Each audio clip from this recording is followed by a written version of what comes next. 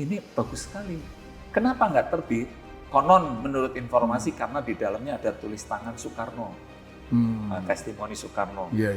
Nah, buku ini yang menyaksikan ya tolong diketahui bahwa usia Merah Putih itu sejarahnya sudah 60 tahun. Iya. Dulu Mas, perlu saya sampaikan, yang bisa menyamai kejayaan Balai Pustaka hanya Pertamina. Dilihat dari gaji karyawannya, Balai Pustaka itu sama tingginya dengan Pertamina. Jadi kita ada sanggar sastra Mas, ada kelas penulisan, kelas musikalisasi puisi, kemudian kelas teater, sama kelas gamelan. Iya. Mas kan kalau pernah keliling, di atas ada gamelan yang bunyi sendiri tiap malam.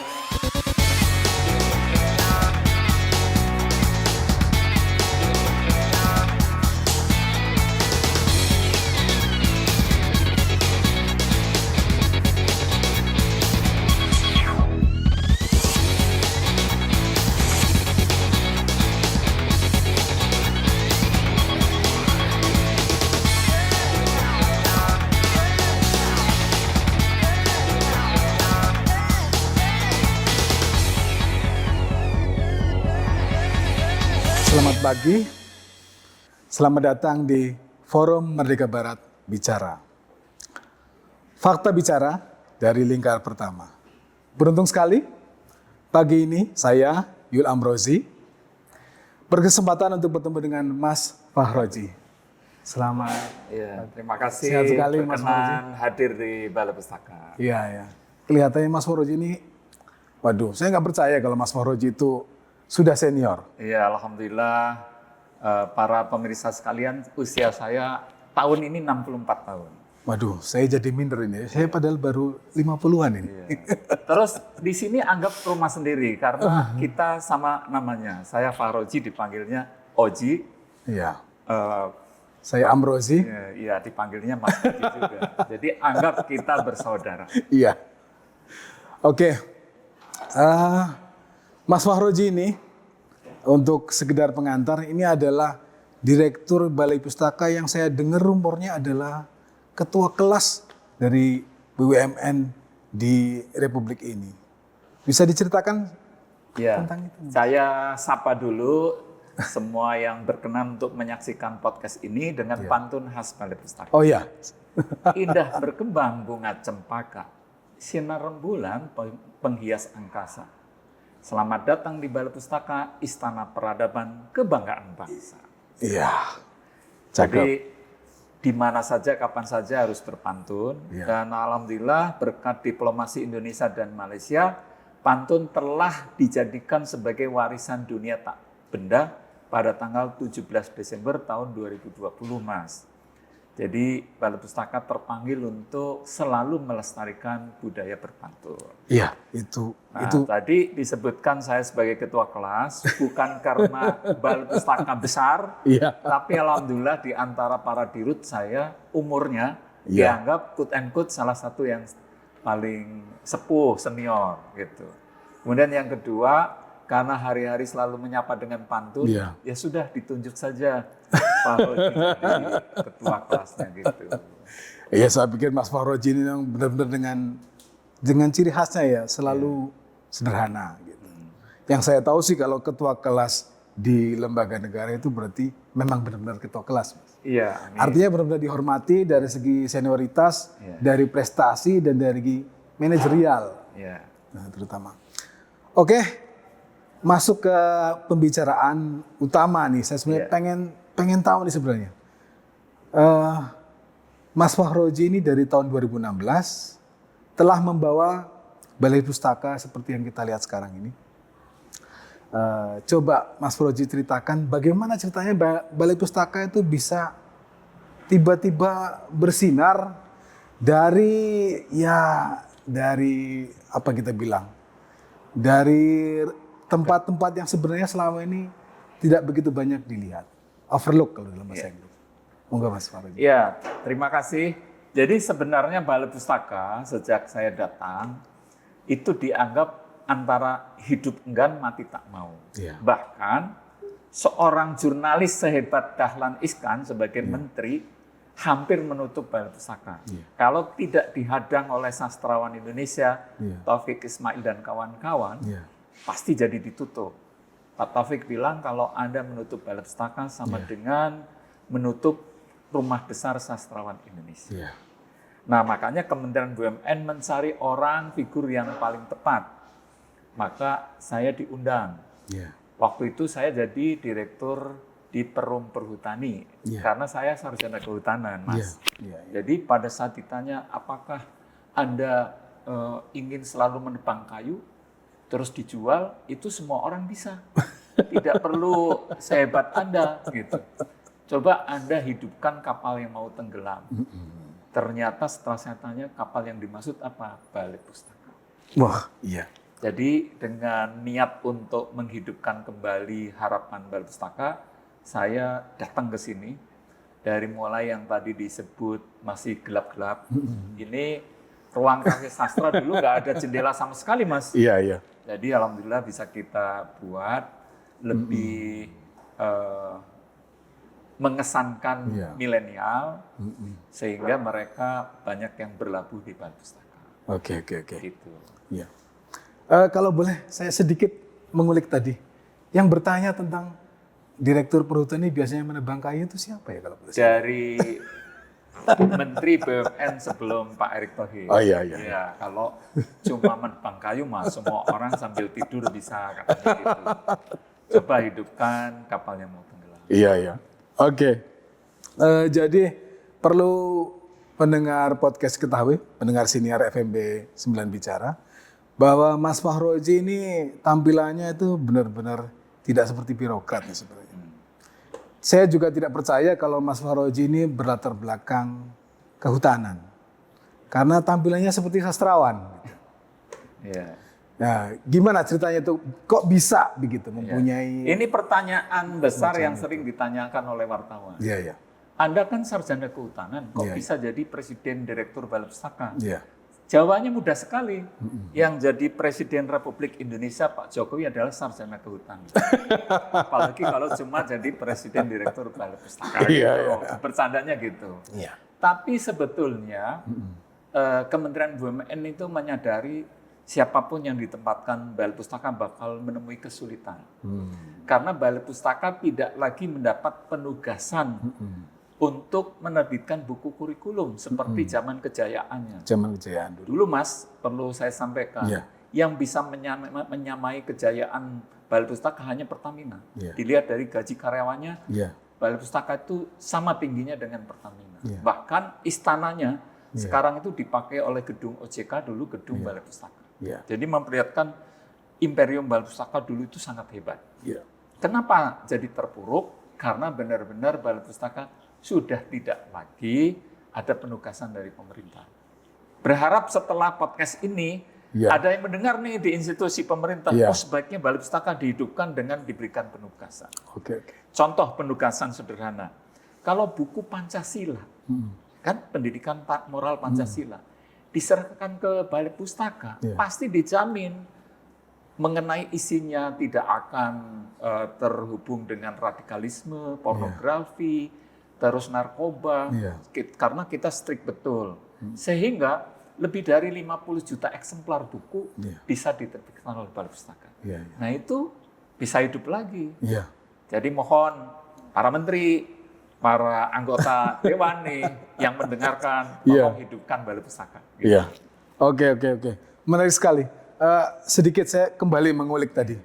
Kira-kira menjadi tertutup pandangan terhadap Balai Pustaka itu apakah karena dampak dari peristiwa 98 atau bagaimana? Pertama, setelah 98, era reformasi, berdirilah namanya Kementerian BUMN. Sehingga seluruh entitas bisnis di bawah Kementerian BUMN dikomandoi oleh Kementerian BUMN, tidak lagi Kementerian Teknis. Tetapi ujung dari reformasi ada undang-undang anti monopoli. Sehingga Balai Pustaka tidak lagi diberikan hak monopoli penerbitan. Itu awal muasalnya, Mas. Jadi kita legal standingnya karena ada undang-undang anti monopoli. Kita bisa memaklumi. Tapi untuk tugas-tugas menerbitkan buku yang identik dengan kenegaraan, sebaiknya tetap dilakukan Balai Pustaka. Nah, dari awal muasal Balai Pustaka menjadi tidak dikenal, selain tidak mendapat penugasan, karena memang lambat laun dengan arah digitalisasi ini, literasi menjadi menurun. Orang tidak lagi senang baca buku, sehingga masalah penerbit di Indonesia, saya sebut aja nih, Gunung Agung tutup, Wali Songo tutup, itu menggejala penerbit seluruh Indonesia. Gitu, Mas. Wah, itu kalau kita bicarakan bisa tiga podcast sendiri. Oke, Mas Fahroji. Jadi tahun 2016 Mas Fahroji datang ke Jalan Bunga. Bulan Juli 2016. Jalan Bunga. Dulu ini Jalan Bunga, nggak ada bunga sama sekali. Sampai saya mau mendatangkan bunga Citra Lestari supaya ada bunga jalan-jalan gitu. Nah, yang menanam bunga ini para pemulung sama tukang gerobak di sekitar sini. Oke.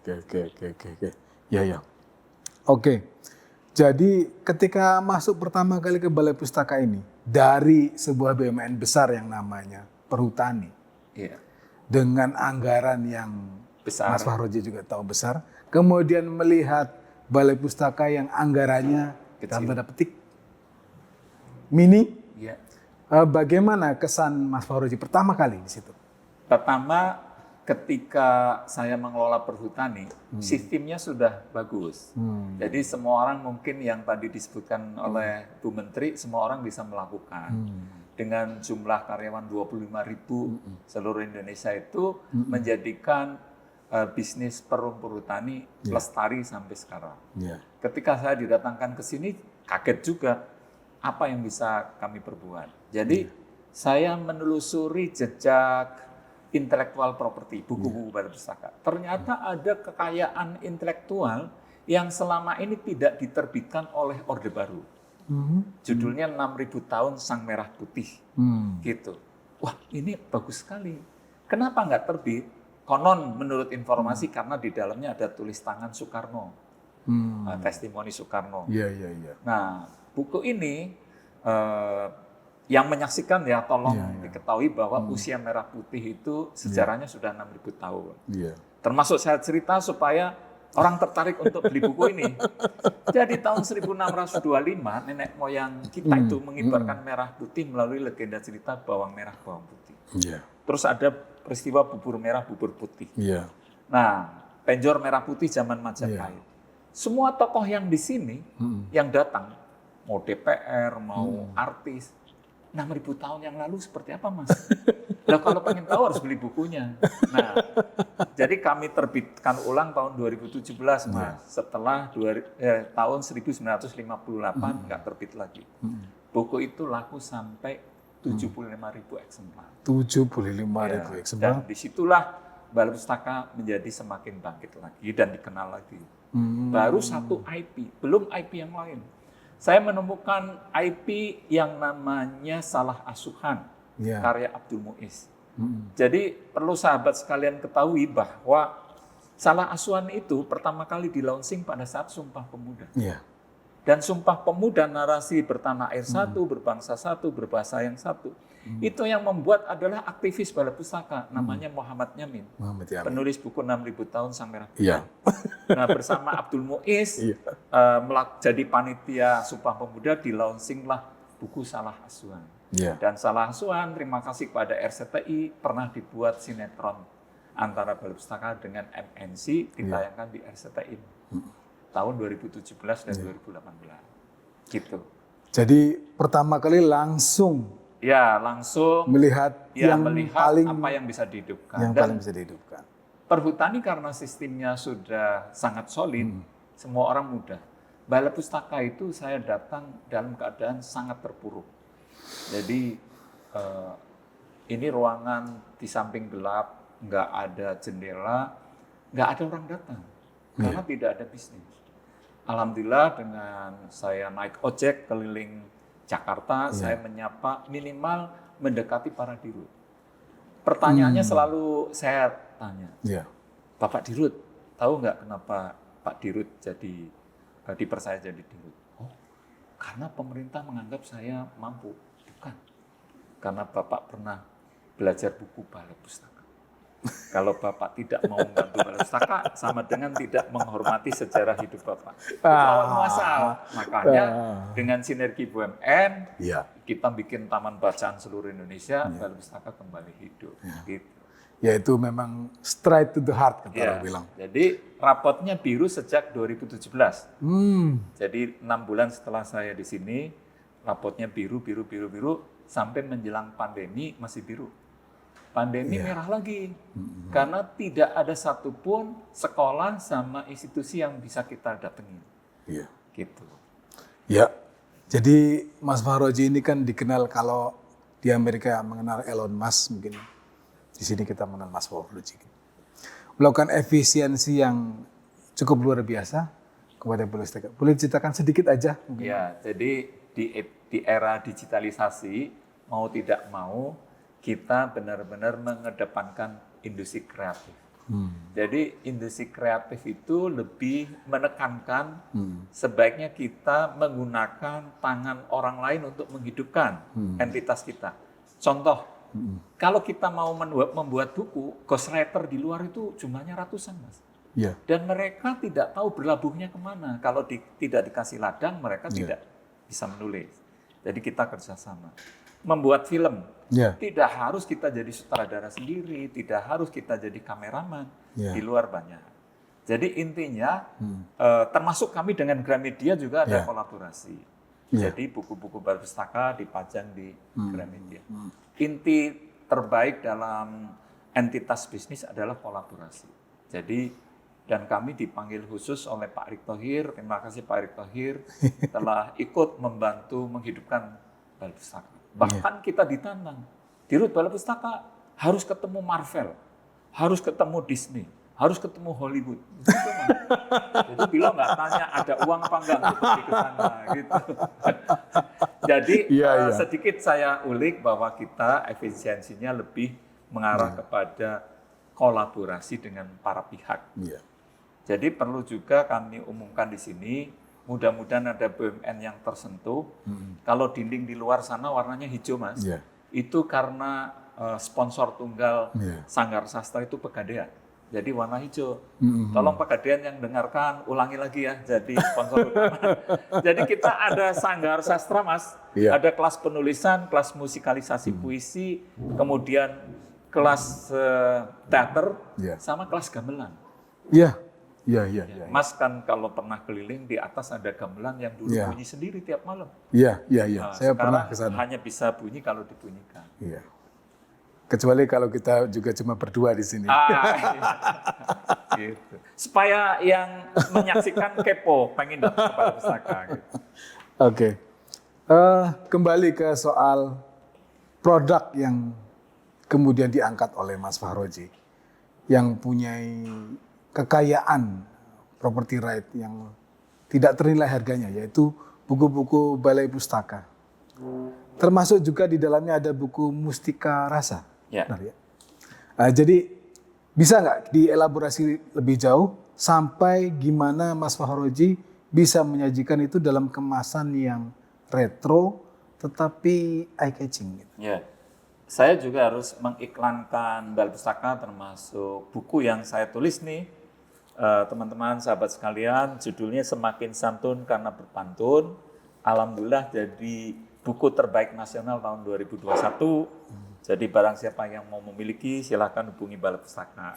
Boleh mengiklankan kan, Mas ya? Boleh. Nah, sedangkan buku-buku IP Balai Pustaka yang jumlahnya ribuan, oleh Pak Erick Thohir, kami diarahkan menjadi IP Licensing Company. Dan kebetulan kami dimasukkan di grup klaster Dana Reksa. Jadi BUMN-BUMN yang terserak, yang kecil-kecil dikumpulkan menjadi satu di Dana Reksa. Dan Dana Reksa punya menara tersendiri di samping Kementerian BUMN. Itu di Merdeka Selatan ya. Nah, di situ ada nanti menara kembar dengan menara BSI yang sekarang lagi dibangun.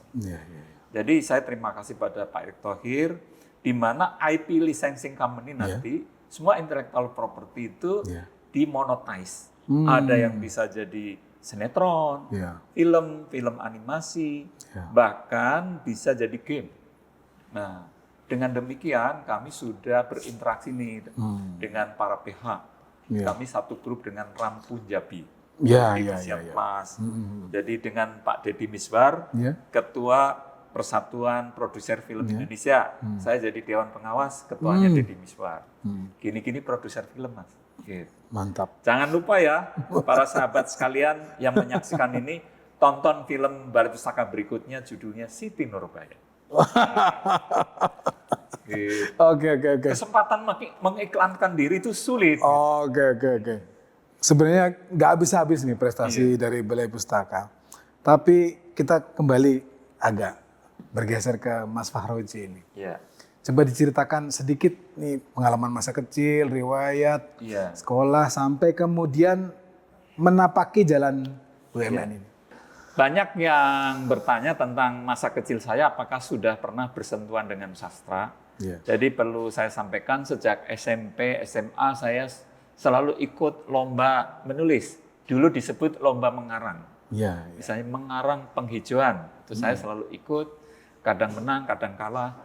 Tapi ketika diumumkan jadi pemenang, kan dipanggil bupati. Betapa bahagianya, orang tua ikut menyaksikan, saya dipanggil ke depan untuk menerima tabungan, tabanas. Wah, itu luar biasa pengalamannya, sehingga sangat saya senangi sampai sekarang. Kuliah pun saya selalu menuangkan kepenulisan saya.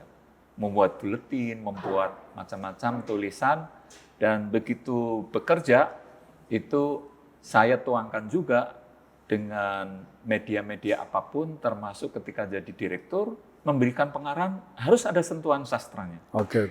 Itu yang sampai sekarang.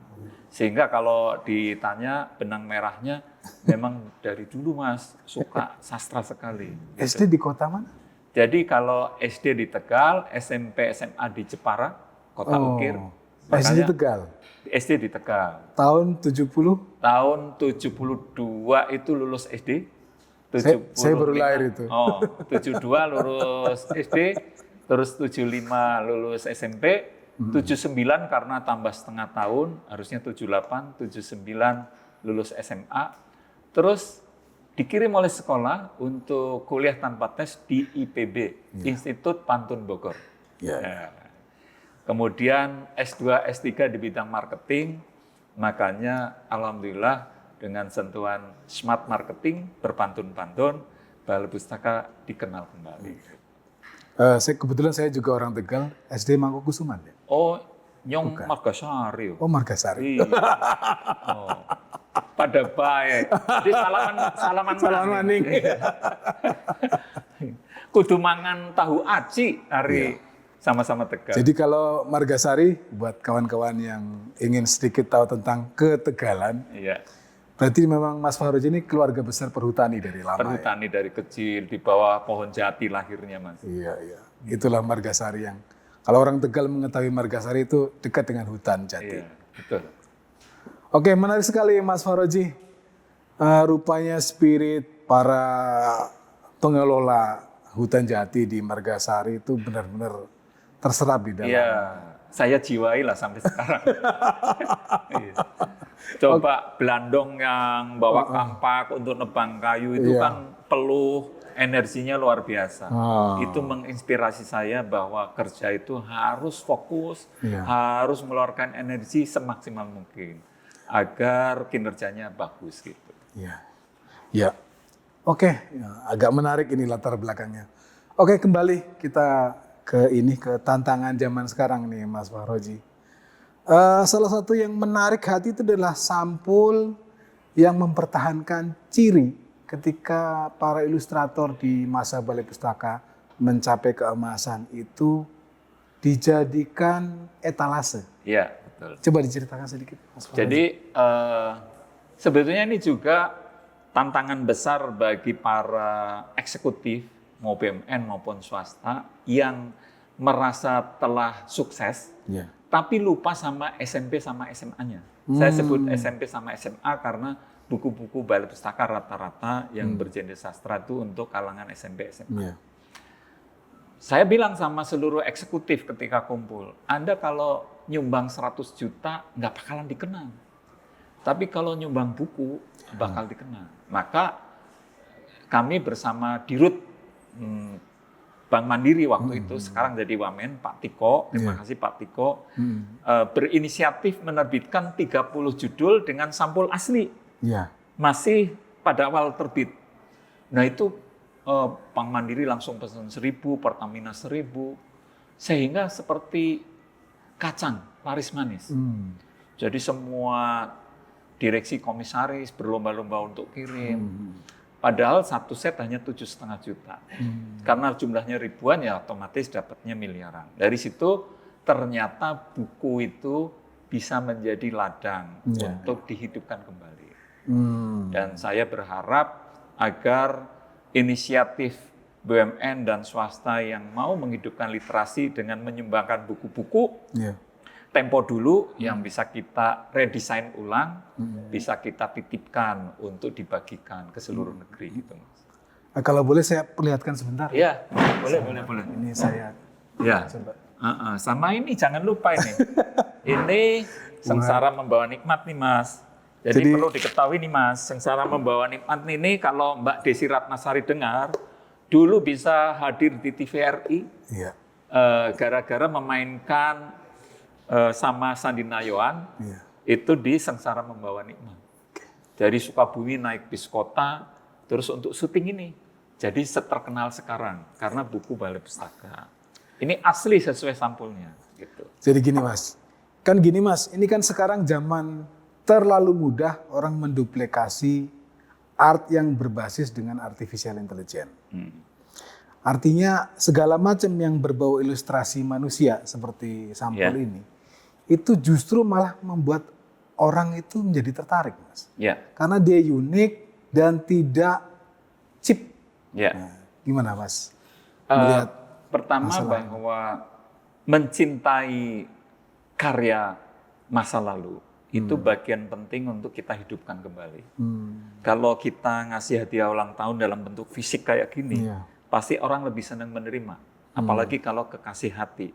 Itu dikasih dalam bentuk kado. Aduh buku, bagus sekali bukunya. Saya senang sekali, terima kasih ya. Nah, kita mencoba menghidupkan rasa cinta terhadap buku.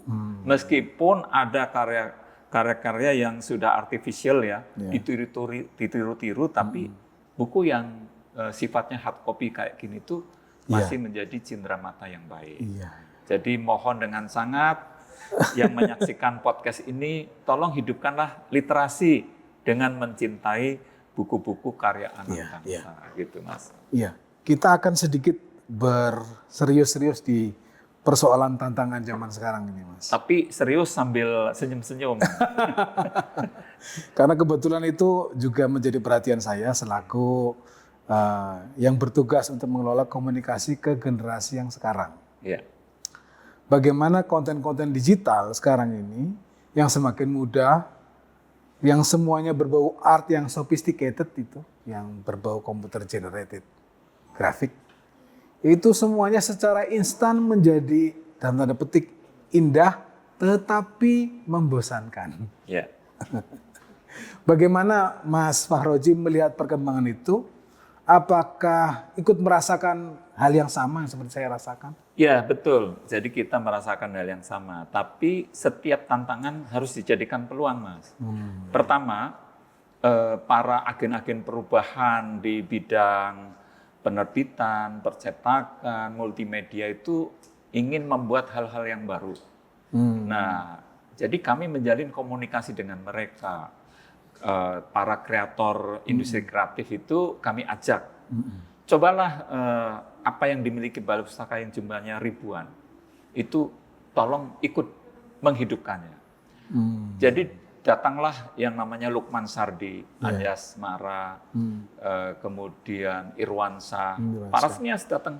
Begitu datang ke lantai 3, di sini ada perpustakaan heritage menyimpan naskah kuno. Setiap naskah dilihat, wah ini cocok jadi film, ini cocok film. Jadi nggak bakalan ada ketinggalan zaman betapapun hebatnya mereka bikin kreasi, tetap IP itu paling kita bisa tonjolkan. Gitu. Jadi saya sih nggak khawatir. Misalnya nih, dulu Jackie Chan itu selalu menang kalau minum, minum tuak lah, gitu. Makin ini. Ternyata di sini ada bukunya Joko Linglung. Semakin linglung, semakin menangan gitu. Nah kan teman-teman pasti banyak yang tidak tahu gitu. Iya, saya pikir ada tantangan bahwa zaman sekarang ini sangat susah sekali untuk mengajak orang mengapresiasi dengan lebih dalam gitu. Karena yang tahu tentang keistimewaan misalnya seperti ini, itu rata-rata juga sudah terlalu sibuk dengan aktivitas yang lain. Jadi adanya Mas Fahroji ini menurut saya ini tidak ternilai gitu loh. Iya, jadi saya selalu kalau ketemu orang kan berpantun. Misalnya nih dengan Mas Oji, dari tadi belum saya kasih pantun. Kan? Pantun untuk Mas Oji. Buah delima sudahlah matang. Jambu biji matang di dahan. Makin lama makin pandang wajah Mas Oji semakin tampan. Nah, dengan setiap yang saya ketemu saya kasih pantun, mereka merasa senang. Yang tadinya tidak tahu Balai Pustaka menjadi tahu. Bahkan saya selalu nasihkan, saya terima kasih juga sama majalah Tempo ya. Kalau diklik di Google, pantun 1 miliar, ternyata wajah saya yang muncul. Jadi itu bukan nilai pantunnya harganya 1 miliar. Tapi ketika ada dirut, saya buatkan pantun, merasa terhormat. Kemudian apa yang bisa saya beli dari Balai Pustaka? Saya jual taman bacaan satunya 100 juta. Beliau langsung pesan 10. Kan sama dengan pantun 1 miliar gitu loh Mas. Jadi silakan kalau ada yang mau pesan pantun, hubungi Balai Pustaka. Iya. Jadi itu tadi menjadi sumber produksi karya yang orisinal ya. Iya betul. Dari orang Tegal, sesama Tegal. Sedikit ke hubungan antar lembaga. Sekarang bagaimana Balai Pustaka dengan Kementerian Pendidikan dan Kebudayaan? Kami berterima kasih juga, komisaris utama kami itu adalah Dirjen Kebudayaan. Mas Fai. Mas Fai. Kebetulan beliau itu menjadi jembatan kami untuk terhubung kembali dengan Kementerian Dikbud, Ristek Dikti. Dan alhamdulillah tahun ini berkat kegigihan salah satunya Pak Komisaris Utama kami, Pak Limat Farid, itu ada sastra masuk kurikulum. Nah, jadi Balai Pustaka kebagian 15 judul Mas, terbanyak di antara para penerbit. Dengan begitu mudah-mudahan Balai Pustaka bisa hidup kembali. Karena para sekolah akan ngeklik nih di siplahnya, pesan buku sastra Balai Pustaka. Gitu. Nah, berarti tantangannya tinggal SDM yang paham SDM. Balai Jadi Pustaka. saya sudah bilang sama seluruh SDM Balai Pustaka, tolong storytellingnya ditingkatkan. Buku sastra yang masuk kurikulum, salah satunya misalnya Layar Terkembang, Sultan Takdir Ali Sabana. Cukup menyebut 3 tokoh di buku itu, ada Tuti, ada Maria, ada Yusuf. Itu Anda bisa storytellingnya akan bagus, mengenal tokohnya. Nah, dari situlah kami sudah mau keliling ke seluruh sekolah. Saya sudah sapa para kepala sekolah. Ternyata ini mudah-mudahan ada juga kepala sekolah SMA 9 yang mendengarkan. Berikut juga siswa-siswanya yang jumlahnya hampir 800. Ternyata mereka sudah pelatihan penulisan, Mas. Dan membuat novel sama kumpulan cerpen jumlahnya lebih dari 200. Memang. Iya, dari situlah saya menganggap sebetulnya mengumpulkan penulis itu tidak sulit.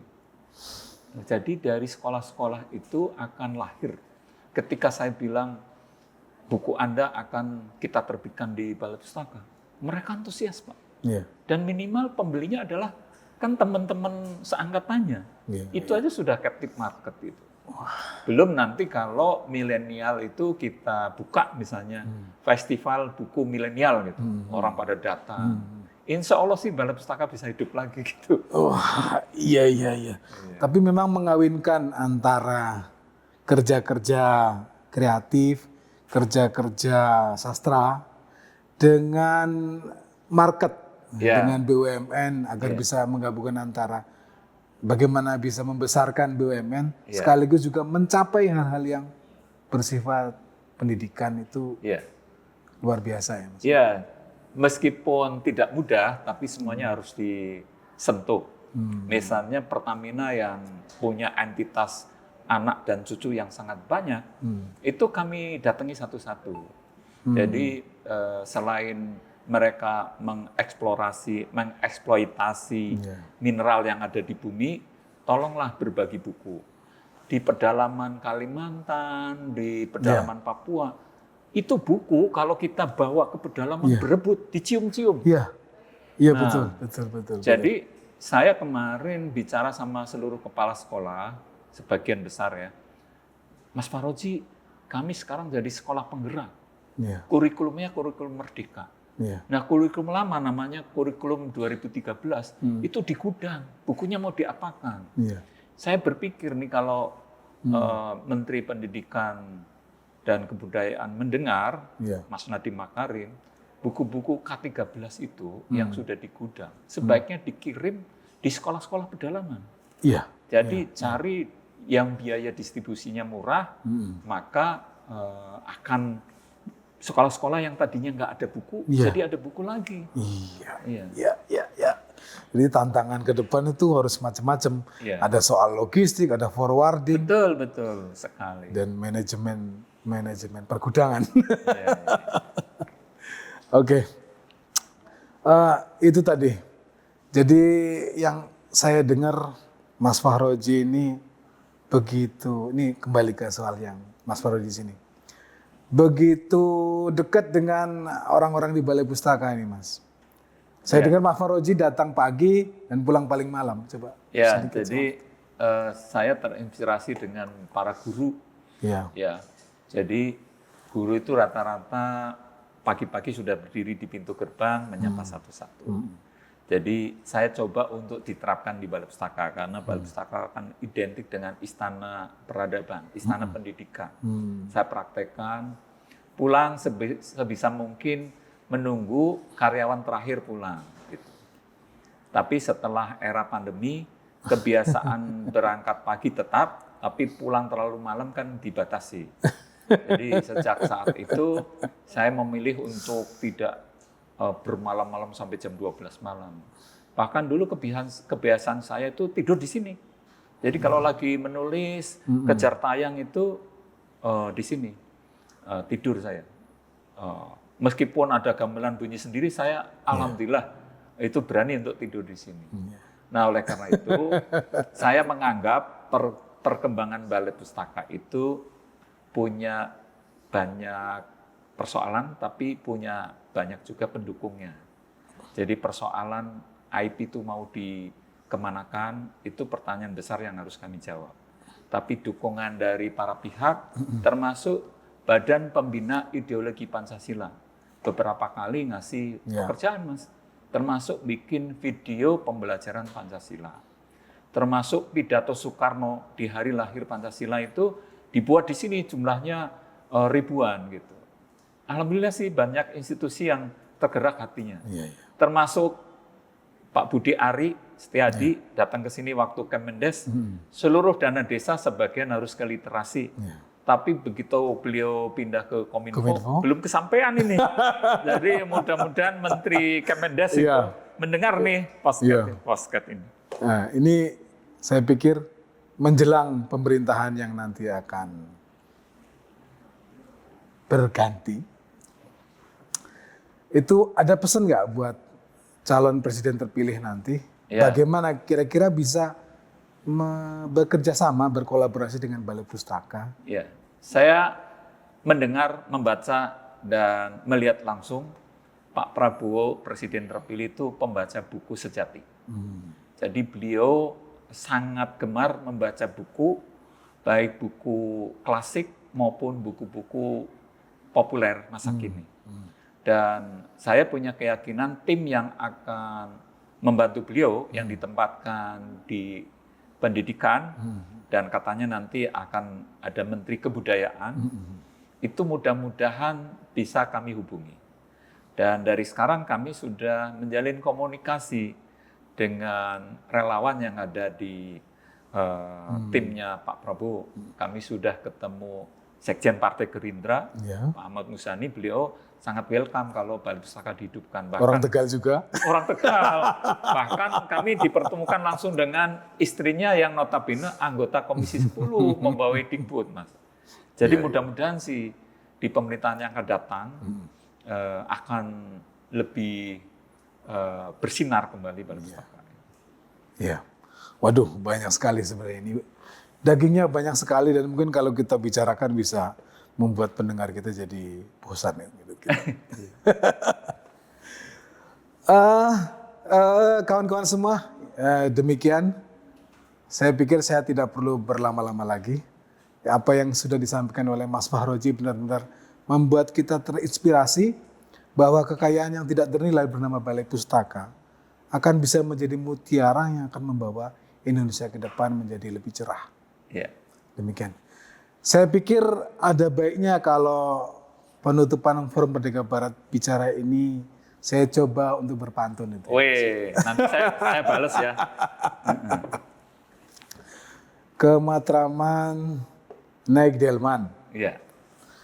Jalan kaki melihat loji. Sekarang sudah masanya perubahan zaman. Mari kita sama-sama mendengar arahan Pak Fahroji. Wih, pantunnya sudah khas Balai Pustaka tuh. Rimanya rima tengah, bagus sekali gitu. Jadi saya sebelum tutup dengan pantun, saya berterima kasih dengan podcast ini. Mudah-mudahan yang tadinya tidak mengenal Balai Pustaka akan mengenal kembali. Yang tadinya jauh dari buku Balai Pustaka akan mendekatkan diri. Dan bagi para penulis yang bukunya belum diterbitkan, silahkan datang ke sini. Kami sangat terbuka, termasuk tim dari Kominfo ini. Pasti para penulis-penulis hebat ada yang di sana. Jadi kalau salah satu keistimewaan di Balai Pustaka itu, meskipun penerbit lain juga hebat-hebat. Balai Pustaka itu identik dengan penerbit pemerintah yang tahun ini usianya 107 tahun, Mas. Jadi mudah-mudahan dengan usia yang 107 tahun ini akan bisa dikibarkan bersama-sama kita semua. Jadi saya tutup dengan pantun. Awan putih saling berkejaran. Angin perlahan rindukan hujan. Terima kasih sahabat sekalian telah mendengarkan penuh perhatian. Oke, terima kasih.